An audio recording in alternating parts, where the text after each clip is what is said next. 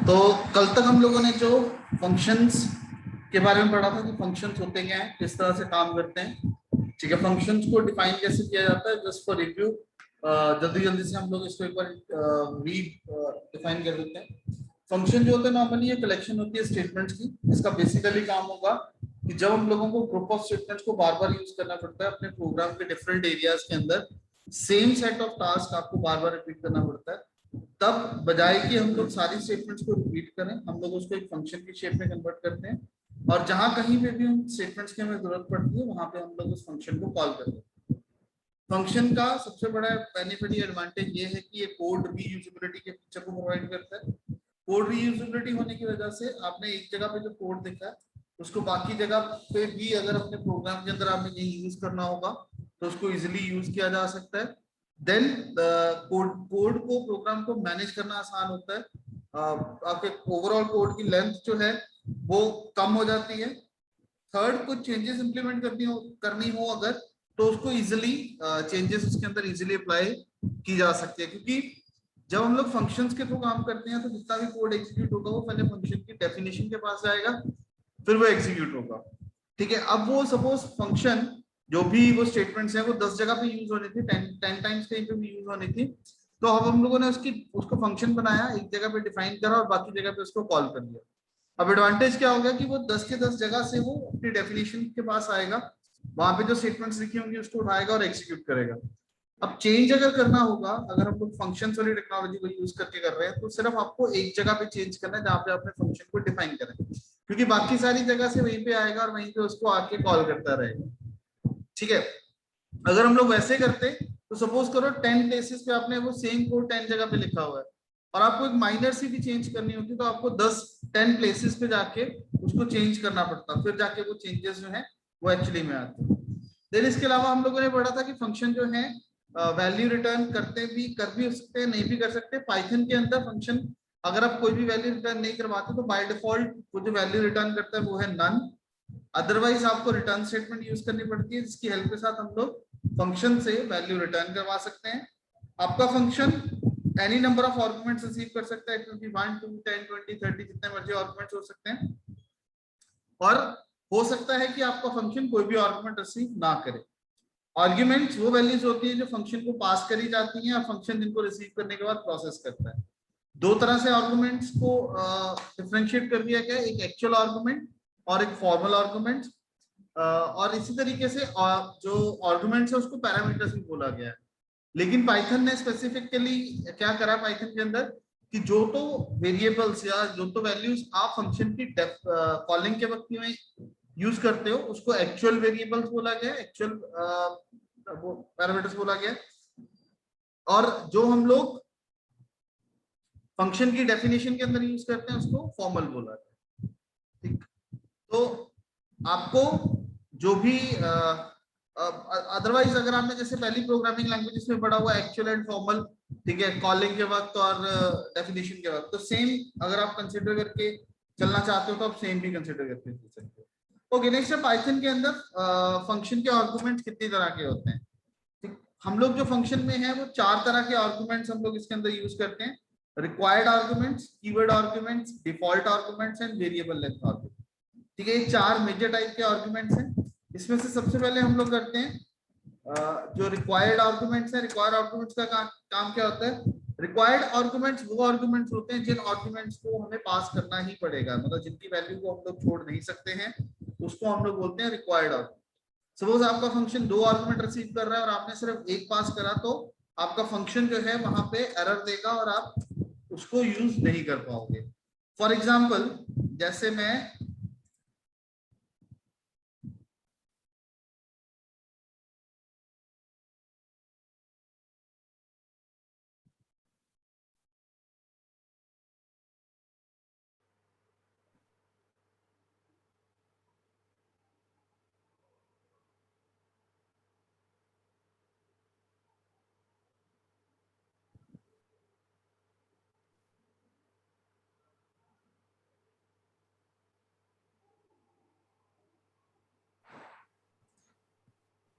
ठीक है, अब देखो जैसे यहां से हम लोगों ने एक फंक्शन बना दिया def my function my fun ठीक है, अब बिना आर्गुमेंट के बनाता हूं मैं यहाँ पे इसको, मतलब प्रिंट आई एम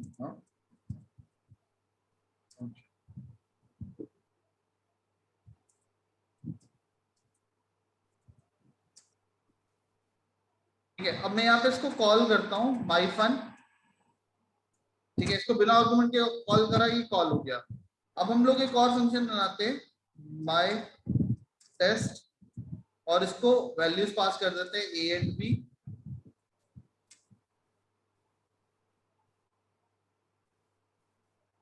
यहाँ पे ए को इनिशियलाइज कर देते हैं, ए एंड बी, दो आर्गुमेंट आएंगे हमारे पास। यहाँ पे प्रिंट कर देते हैं, print value of A is, simple उसकी वैल्यू प्रिंट करवा लेते हैं, and print value of B is.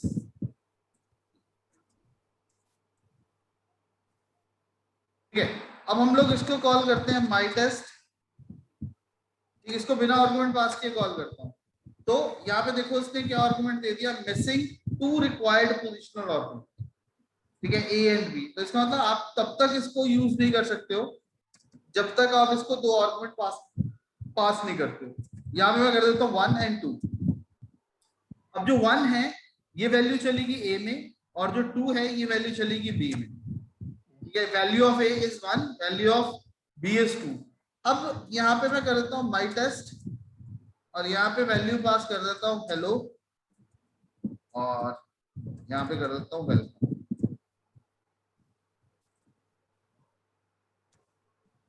ठीक है, value of A is hello, B is welcome. ठीक है, तो आपको ये दो आर्गुमेंट देने ही पड़ेंगे। अगर आप ये दो की बजाय आपने एक दिया, यहाँ पे अगर हम लोगों ने सिंगल आर्गुमेंट पास करा, ये तब भी नहीं चलेगा। तो मिसिंग 1 रिक्वायर्ड पोजिशनल आर्गुमेंट, ठीक, ये तब भी काम नहीं करेगा। तो दैट मीन्स कि आपके पास जो रिक्वायर्ड आर्गुमेंट है, वो रिक्वायर्ड आर्गुमेंट आपको पास करना ही पड़ेगा। अगर आपने वो रिक्वायर्ड आर्गुमेंट पास नहीं करा, तो हम लोग अपने फंक्शन को यूज नहीं कर पाएंगे। ठीक, और आपको उतने नंबर ऑफ आर्गुमेंट्स ही पास करने पड़ेंगे जितने नंबर ऑफ आर्गुमेंट्स हमारा फंक्शन रिसीव कर रहा है। ठीक, तो अगर आपको इसकी एग्जांपल देखनी है, तो हम लोग ये वाली छोटी छोटी सी एग्जांपल्स हैं तो प्रैक्टिकली हम लोगों ने बनाई है, तो आप ये वाली एग्जांपल्स इसके लिए नोट कर सकते हो। इसको नोट कर लो अगर आपको करना है। जैसे यहाँ पे हमने फंक्शन क्रिएट कर दिया, ठीक, और इसको हमने इस तरह से कॉल करा माई टेस्ट, तो इसने आर्गुमेंट मिसिंग की एरर दे दी।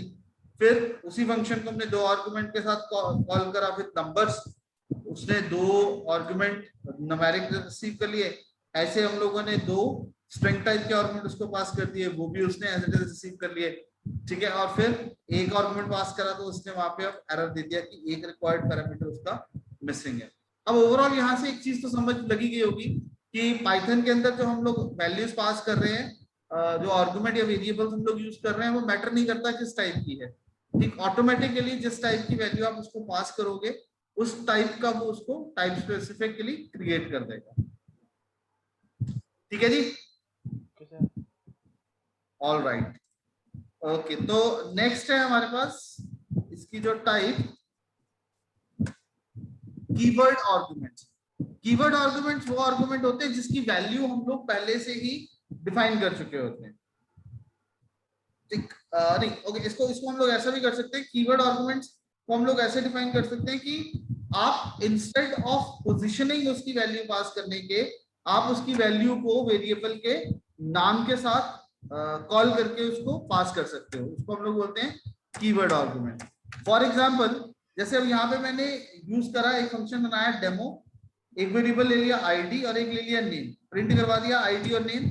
अब जब मैं इसको कॉल करूंगा तो मैं इसको ऐसे भी कॉल कर सकता हूँ, ID is equal to 1, name is equal to nice. ठीक है, अब क्या हो गया, instead of only passing values, हम लोग वैल्यूज के साथ साथ हम लोग उसको वेरिएबल के नाम के साथ कर रहे हैं। अब ये पोजीशन आगे पीछे भी हो सकती है। ठीक है, अगर आप इस तरह से भी कॉल करोगे तब भी पाइथन को कोई ऑब्जेक्शन नहीं होगी। फॉर एग्जाम्पल, जैसे इसी प्रोग्राम में हम लोग देखते हैं जो अभी हम लोग कर रहे थे। अब यहाँ पे हम लोगों ने करा माई टेस्ट, यहाँ पे हमने वैल्यू पास कर दी 30 एंड 50। यहाँ पे a is 30 and b is 50। अब इसमें क्या हो गया कि बाय डिफॉल्ट वो ये कंसीडर करके चल रहा है जो पहली वैल्यू होगी वो a की होगी, दूसरी वैल्यू जो होगी वो b की होगी। लेकिन यहाँ पे मैं क्या करता हूँ, my test b is equal to 99, a is equal to 88। ठीक है, अब पोजीशन मैटर नहीं कर रही कि उसकी पोजीशन क्या है। अब हम लोगों ने उसकी जगह पे वेरिएबल का नेम यूज करना शुरू कर दिया। ठीक है, अभी आप रन करो, अब देखो a is equals to 88, b equals to 99। तो ऑटोमेटिकली उसने वो वैल्यूज को उन वेरिएबल्स के साथ एसोसिएट कर दिया जो आर्गुमेंट रिसीव कर रहे हैं। ठीक है, इसको हम लोग बोलते हैं पोजिशनल आर्गुमेंट्स।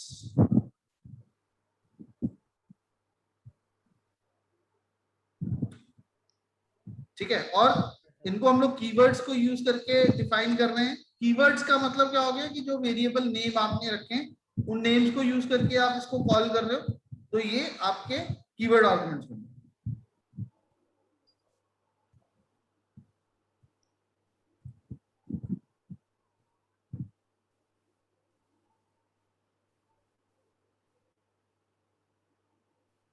ओके, देन है आपके पास default argument.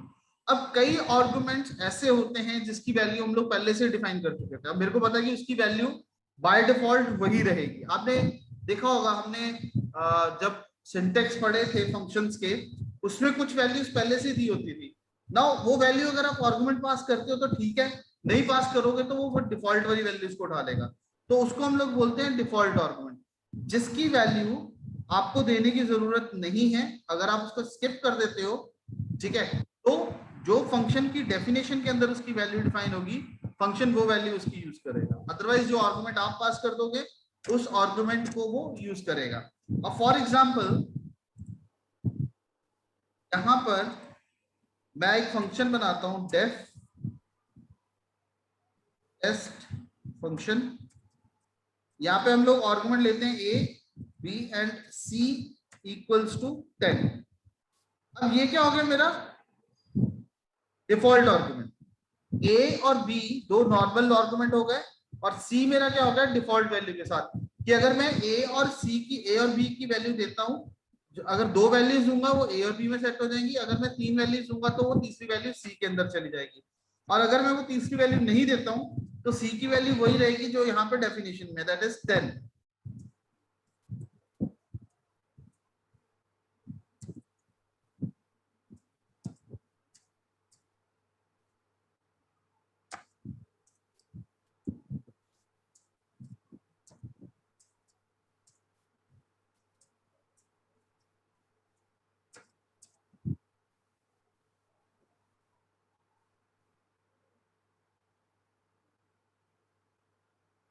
Def test func a b and c, यहाँ पे मैं करता हूँ टेस्ट fun।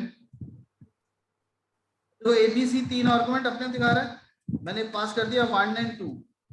और 1 किस में पास होगा a में, 2 किस में पास होगा b में, और c की वैल्यू कितनी होगी 10।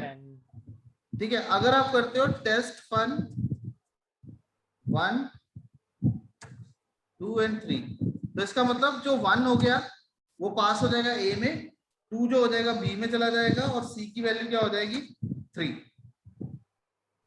तो कुछ वैल्यूज ऐसी हैं जो हम लोगों को लगता है कि वो फिक्स्ड ही रहेंगी, अगर वो यूजर वैल्यूज को पंच नहीं भी करेगा तो कोई फर्क नहीं पड़ता। ठीक, तो उस केस के अंदर हम लोगों को डिफॉल्ट आर्गुमेंट्स को यूज करना पड़ता है। डिफॉल्ट आर्गुमेंट्स की हेल्प के साथ हम लोग कुछ वैल्यूज को फिक्स कर सकते हैं।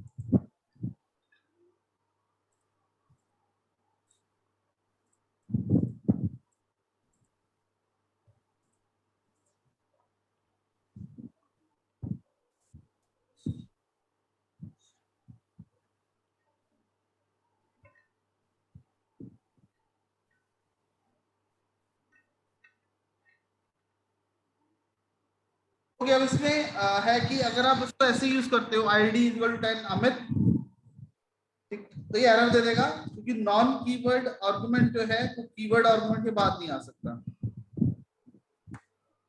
demo1 comma name is equal to Amit, it will work fine. 1 name is equal to Amit and 20 error, again non keyword argument after keyword argument. ID1 name Amit and 20 error. ठीक है, तो इसको इस तरह से हम लोग डिफरेंट डिफरेंट मेथड्स के साथ कॉल कर सकते हैं। नेक्स्ट आता है आपके पास variable length arguments. Variable length arguments का मतलब क्या होता है कि जहां पे आपने तो फंक्शन बना दिया दो वैल्यूज के साथ, टू वैल्यूज के साथ, लेकिन बाद में आपको पता लगता है कि नहीं यार वो टू नहीं है, वो तो 10 20 30 40 50 वैल्यूज हो सकती हैं, जो हम लोगों को फंक्शन को आर्गुमेंट पास करना पड़ सकता है। ठीक है, हमने बनाया था प्रोग्राम सिर्फ लिमिटेड वैल्यूज के साथ प्रोसेस करने के लिए, बट जब कॉलिंग करनी शुरू करी तो उसमें नंबर ऑफ वैल्यूज इंक्रीज हो सकती है, या हमें लगा कि नहीं यार ये तो ज्यादा वैल्यूज को प्रोसेस करवाने की जरूरत पड़ सकती है। तो अगर ऐसी कभी सिचुएशन होती है जहां पे आप श्योर नहीं हो कि नंबर ऑफ आर्गुमेंट्स कितने हो सकते हैं, तो वहां पे हम लोग वेरिएबल लेंथ आर्गुमेंट्स को पास करते हैं। वेरिएबल लेंथ आर्गुमेंट को पास करने के लिए हमारे पास एक सिंबल यूज होता है, एस्ट्रिक सिंबल। एस्ट्रिक सिंबल हम लोग जिसके साथ भी लगा देते हैं, ये स्टार का सिंबल जो है, ये एस्ट्रिक सिंबल लगाने का मतलब ये होगा कि ये वाला वेरिएबल जो है आपके पास मल्टीपल वैल्यूज को रिसीव कर सकता है। ठीक है, आपके पास ये मल्टीपल वैल्यूज को रिसीव कर सकता है और ये लिस्ट की तरह काम करेगा। आप उसको सॉरी ये टपल की तरह काम करेगा, जो वैल्यूज आप इसको पास करोगे और इसको आप जैसे मर्जी यूज कर सकते हो। देखो अब मैं आपको वो रूल्स, वही टपल वाले रूल्स सारे के सारे इस पे इंप्लीमेंट होंगे। जैसे यहाँ पे हमने फंक्शन लगा दिया डेफ मल्टी, और मैं एक वैल्यू पास करता हूँ ए, और ए बी, और एक लगा देता हूँ इसके साथ asterisk C.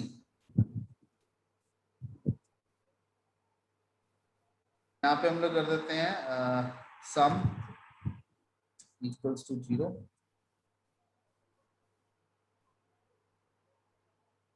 Is equal to A plus X in C sum is equal to sum plus X and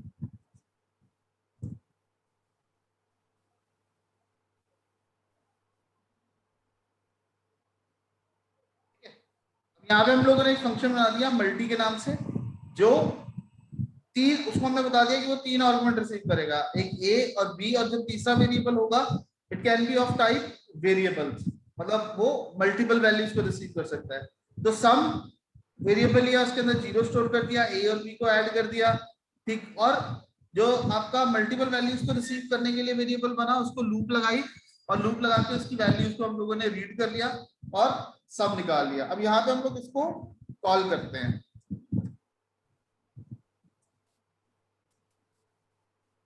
अब देखो इसने आंसर निकाल दिया 1,2 इज 3। ठीक है, तो अब ये तीसरे वाला काम में नहीं आया। अब यहाँ पे हम लोग करते हैं मल्टी 1, 2, 3, 4, 5, 6, 7, 8 एंड 9। अब उसने सम निकाल दिया उसका 45। अब देखो अब कोई ऑब्जेक्शन नहीं हुई उसको। यहाँ पे क्या हुआ, 1 एंड 2 तो एज इट इज पास हो गए, 1 की वैल्यू चली गई ए में, 2 की वैल्यू चली गई बी में, और ये जो बाकी जितने भी बच गए ये सारे किसमें चले गए, एज अ टपल सी में। ठीक है, यहाँ पे ए और बी का हमने सम निकाला और सी को हमने लूप कर लिया। ठीक है, और सम के अंदर हमने उसको ऐड करते चले गए, और एंड में हम लोगों ने उसको प्रिंट करवा लिया। तो जहां पे कभी आपको ऐसा लगता है कि आपकी जो वैल्यूज जो है वो फिक्स नहीं होंगी, कम ज्यादा हो सकती हैं, कभी मतलब वेरिएंट लेंथ की वो वैल्यूज हो सकती हैं, कि आपको पहले से प्री डिफाइंड नहीं है कि वो कितनी वैल्यूज होंगी, तो वहां पे हम लोग जो वेरिएबल चूज करेंगे, जो टाइप यूज करेंगे, आर्गुमेंट टाइप चूज करेंगे, उसको हम लोग वेरिएबल लेंथ आर्गुमेंट चूज करेंगे। और वेरिएबल लेंथ आर्गुमेंट क्रिएट करने के लिए हम लोगों को एस्ट्रिक सिंबल यूज करना होता है। वो एस्ट्रिक सिंबल ये बताएगा कि जो मल्टीपल वैल्यूज वो रिसीव कर रहा है वो इस पर्टिकुलर वेरिएबल के अंदर एज ए टपल रहेंगी, और उसको एज ए टपल वो यूज करेगा। क्लियर हो गया? Yes sir.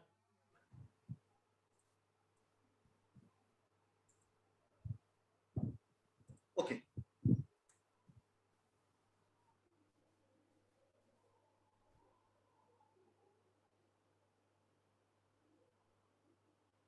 तो ये एक एग्जांपल है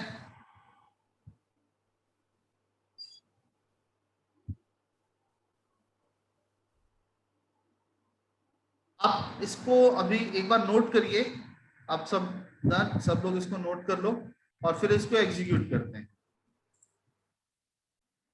ओके, तो ये एग्जांपल है, इसके अंदर हम लोगों ने एक फंक्शन बनाया आस्क ओके, जो कि एक वेरिएबल प्रॉम्प्ट रिसीव कर रहा है और दो आर्गुमेंट इसके पास डिफॉल्ट टाइप के हो गए, एक रीट्राइज और एक रिमाइंडर। ओके, इसको अब कॉल करते वक्त हम लोग जब इसको कॉल करेंगे, इसकी कॉलिंग देखते हैं हम लोग। अब पहली कॉलिंग क्या होगी, ask okay do you really want to quit. अगर हम लोग अब पीछे चले, अब यहाँ पे वो वैल्यू थी प्रॉम्प्ट की, तो यहाँ पे प्रॉम्प्ट में क्या आ गया, do you really want to quit, और रीट्राई की कोई वैल्यू नहीं दी थी, रिमाइंडर कोई वैल्यू नहीं दी थी, तो रीट्राई कितनी होगी 4, रिमाइंडर क्या हो गया प्लीज ट्राई अगेन। ठीक है, अब यहाँ पे जब इनपुट करा तो यहाँ पे मैसेज आ गया do you want to quit. ठीक है, आपने करा वाई, ठीक, रिटर्न ट्रू।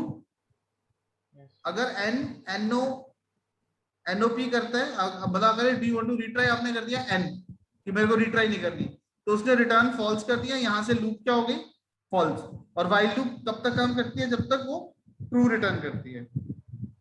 और अगर आप दूसरा मेथड देखो, इसके अंदर क्या है हमारे पास,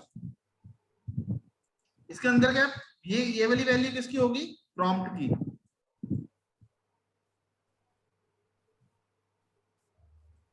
ठीक है, और ये 2 किसका हो गया, रीट्राई का। रीट्राइज का। तो इसका मतलब अब इसमें मैसेज क्या जाएगा, okay to overwrite the file. ठीक है, अब आपका ये मैसेज चला गया, अब अपनी फंक्शन डेफिनेशन को सामने बोलो जरा।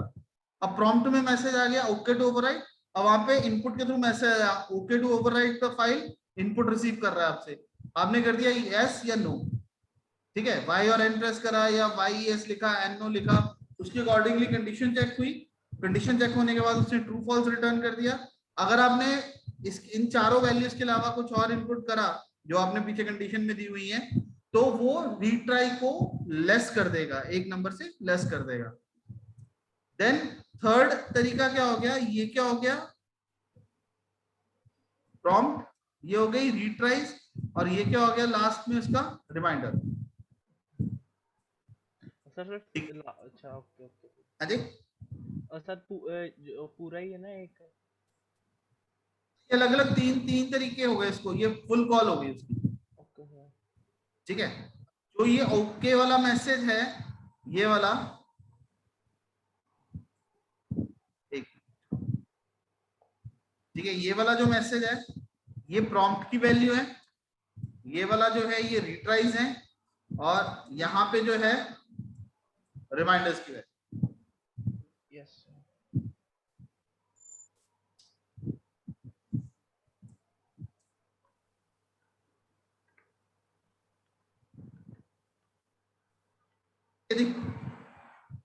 तो आज के लिए हम लोग सिर्फ इतना ही कर रहे हैं, इसको एक बार अच्छे से चेक कर लो अपने अपने लेवल पे, और अगर आपकी कुछ क्वेरीज हैं या डाउट्स हैं फिर आप वो डिस्कस कर सकते हैं।